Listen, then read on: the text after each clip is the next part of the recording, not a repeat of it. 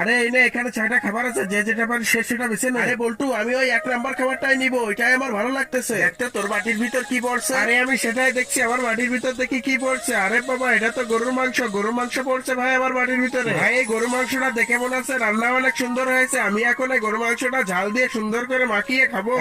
নাম নাম নাম নাম নাম।